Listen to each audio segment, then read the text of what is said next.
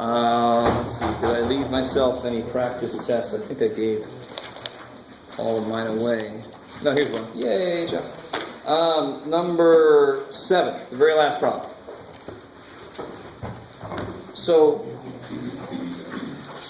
if you had a teacher that gave you a problem and said you can't use a calculator, and all I wanted you to do is come up with a decent guess for what the root would be for this problem here. So the very first thing I want to show you is, remember Newton's method was all about f of x and then taking the derivative. So the first obstacle is, what the hell is f of x? I don't know. So what does Newton's method do? It tries to find the roots. So what should that equation be equal to? It should be, so all you do to find x, you just pull one side or the other. You just pull it over. So that would be my f of x. Now if you pull that stuff over, the process would still work. It would just flip your picture, right? You would be the negative of. Does that sort of make sense? If not, it would still work. It doesn't matter which side you pick, right? All right, how are we doing so far? Good? So this, those of you who weren't here yesterday, I know the answer to that question. So that would be your f of x, right? So what we want to focus on right now is, how do I come up with a good first guess, given no information about where it might be, or if there might be more than one root? All right. So what does sine of x look like? Do it semi-good. What do I mean by that? Well, what would these be? It crosses. And what would some good points here be? Pi over 2. Well, let's do pi and 2 pi instead. Yeah, we'll do pi over 2 and pi. So pi over 2, it's 1, and at 0, it's 0, and at pi, it's 0. All right, and the same thing back here. Bam, bam. So it's going to be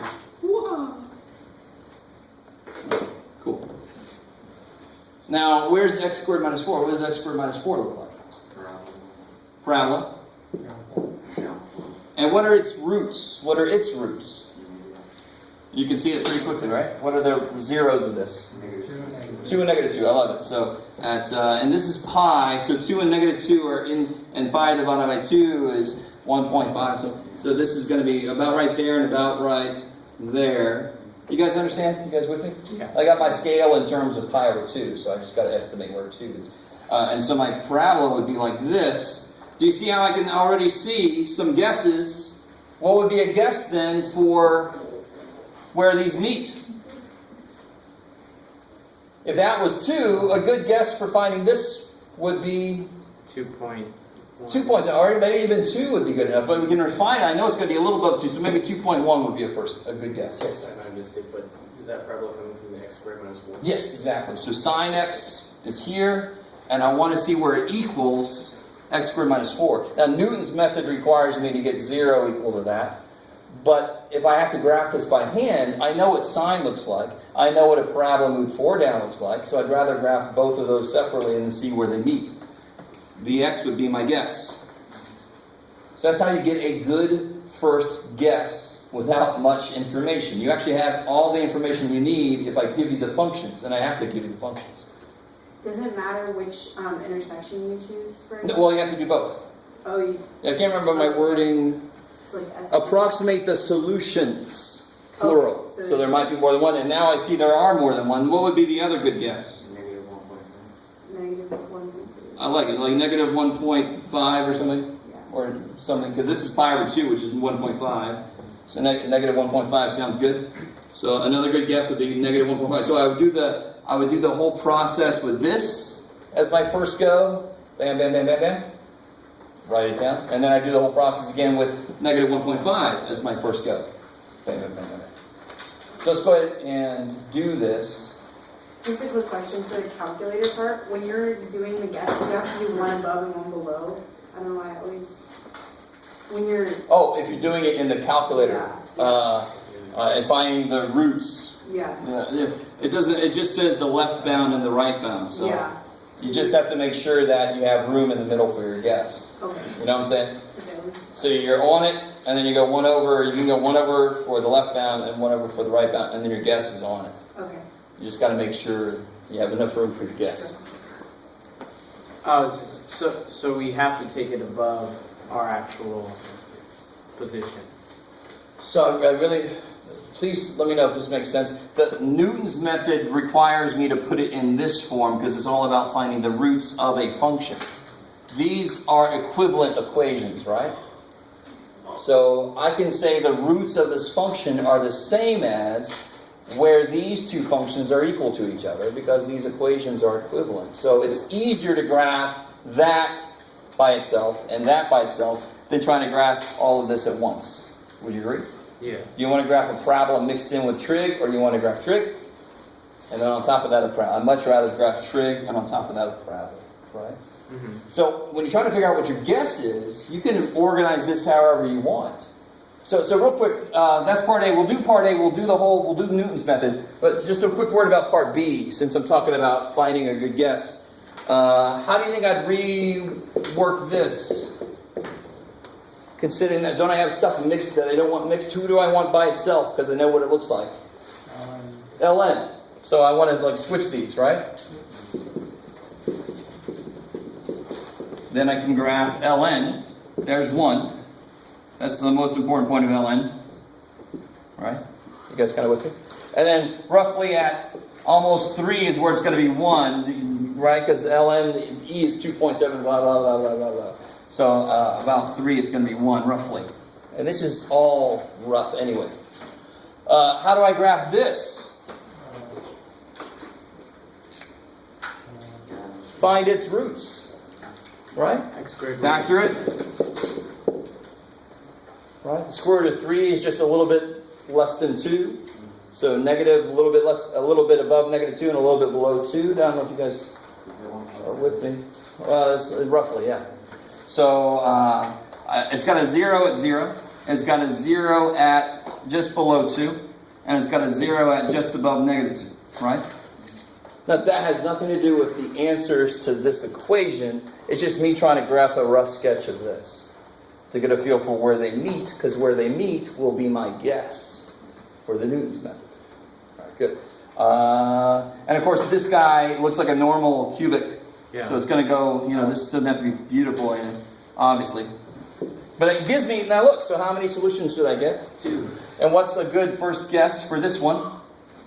0.3. Yeah, 0.3, 0.4 or something, right? Even 0.5, so around 0.4 or something. And what's a good first guess for this one? 1.9 or even 2 or something.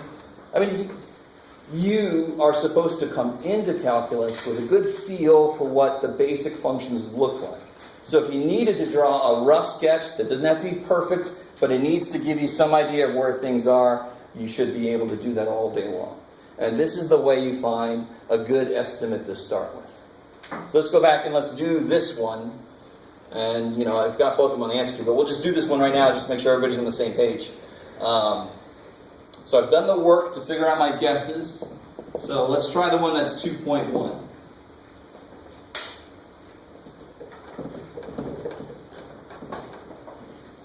So I've got my f of x. F of x is... what if I gave you? Look at that. Isn't that nice? Oh, that's too bad for you. You chose poorly. So here's my f of x. So then what do I want to find off of that? Let's start with this. I'll give this to you, by the way. I'm not going to make you memorize this, but it's not that hard to memorize, but I won't make you do that. Does anybody remember what it looks like? F of x, over. Alright, so obviously I need The the derivative.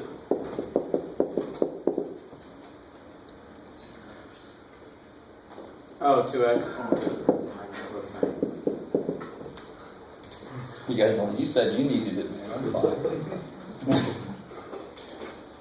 And now I kind of appreciated your reaction, because there are certain things that I like to show people that I wasn't shown until way later. Well, actually, we didn't even have freaking TI calculators until later in my math career. But It's nice to see this stuff, the recursive stuff that we did the other day, to see how quickly we can make things happen. So if I set up my guess, my function is now going to look like the next one is going to be that one minus f of xn, so xn squared minus 4 minus sine xn over f prime of xn, so 2xn minus cosine xn. And of course in the calculator, wherever I see an xn, I'm never going to forget this, it's too bad. What am I going to put in the calculator? I'm going to put ans. That's right. Alright, so let's see how this works. Let's see how this works. If you weren't here yesterday, the derivations in the book.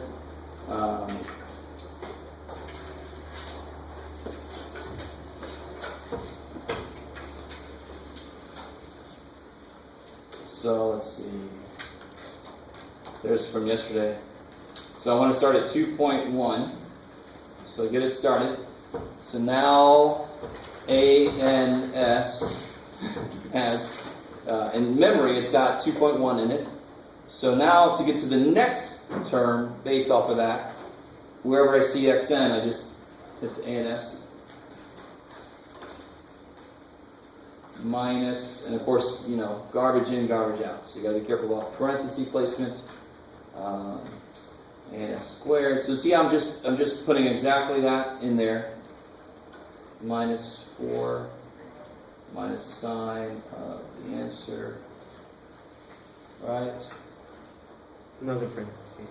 Yeah, exactly. Well, I hate that it opens parentheses for you. Divided by parenthesis 2 answer minus cosine answer. Alright. So it'll look alright. So I would kind of take a second and double check. Because it sucks to do enter. Oh, wait a minute, I did something. Looks alright, right? So let's see. So just for, I closed it. So on the animation, this would be, it puts it in, it gets the next, it goes straight up, it gets the tangent line, it follows the tangent line, and gets that root. So that's the root of the tangent line it gets at 2.1. And then that's the root of the tangent line it gets at 2.19, blah, blah, blah. And we didn't talk about when to stop, but if I said make it correct to 5 decimal places, 1, 2, 3, 4, 5. Do you see how already this hasn't changed? It's the next one. See how up here, this one changes to 3. You guys, let me do it on the big one. There you go, Jeff. You see how this 6 changes to 3 on the next iteration, right? On the next iteration, 3, 6, 7 stays the same. This 5 becomes 3.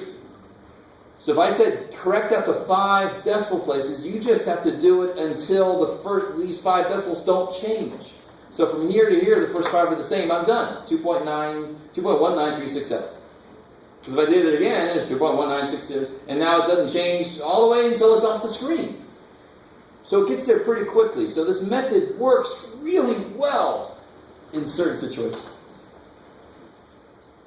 I don't know if you guys are semi with me. I mean, the idea isn't that rough. It's actually a beautiful application of derivatives. And the computation is not that difficult. And in fact, there's a way to make the whole thing stupid fast. Yes, sir. When you put up the other showing of how you can get close and then it gets farther and farther away, is that because you were behind your guess? Like, It's too bad I erased it. I thought I've been seeing guesses that were in front of the actual... What matters is the slope at your guess. So if I had this kind of thing and I guessed here for this root, well, the slope, it's going to take me, or it's going to take me over there and it's going to go there, right? Right. So that's what matters, and you can't control that very well. And most functions we look at are well behaved, meaning when I say near, it actually can be a decent little distance away, and it's still roughly linear within that. Mm-hmm. So you can imagine you'd have to be really careful if you're trying to find a specific root and your function looked like that, you know, especially if it looks salty. But then, near means within there. Whereas on this one, near could mean within there. Yeah. Right? I don't know if you guys understand. That actually does not directly correlate with what the calculator asks from you. This is more like what your first guess could be and not have the output go insane. Like this would. What? And then who knows, whatever the function's doing there, that could take me way over. I just keep moving further away forever.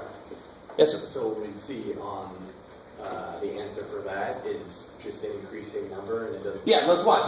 That's why I hate that I erased my little graph. But now here's the nice thing: if you have to find two roots, I don't have to input all that shit again. Now watch. If I wanted to try 4, which we know should not work very well, right? It might, but I'm pretty sure it shouldn't. Hit enter, and then just hit second, enter, second, enter. Hey, hello. What? Hey. Okay, sorry. I should never do that. And now let's see what happens. So my first guess is bad, right? Let's see what happens. Actually, see? Look at that. That wasn't far enough away. So let's try 9. This is a pretty well behaved sine and parabolas, experimental. They're really well behaved. So near is actually very forgiving. 9. Oh shit! What did I just do? 9 should not be very nice. It does the same. Does it? Yeah. Oh, so it's still alright. Look at that.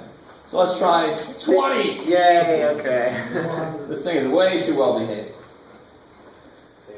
See? Look at that. See, that's the power of this. And I wish I would have kept this up here. Because if you actually graph this, since the parabola's outputs get large, right? So the parabola is here. And sine's outputs stay within 1 and -1, right? Yeah. So if you add or subtract the two, your parabola doesn't change by much. Because out here it doesn't care. 18 minus 1, I'm 17. I'm like the same. So if you actually graph this in your graphing calculator, it'll still look parabolic.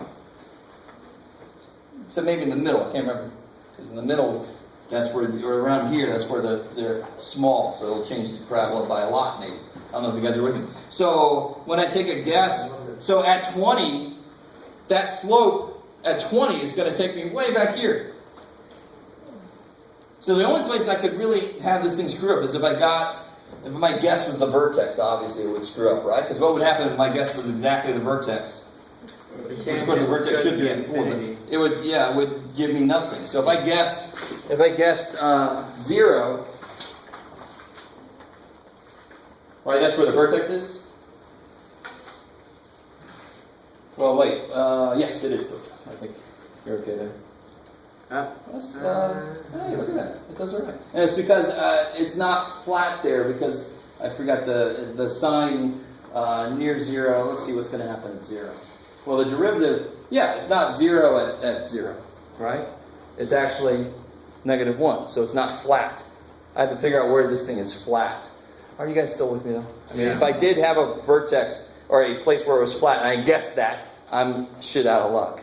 I wanted to show you what it would do, but this is not flat there. But this is like a well. It's going to drag any guess I have. It's basically going to drag it in. I don't know if anybody tried. I think I heard somebody say 400. 2 minus sine. If I try that, I'm sorry, I'm getting off topic here. Yeah, it's dragging it back in. Look at that.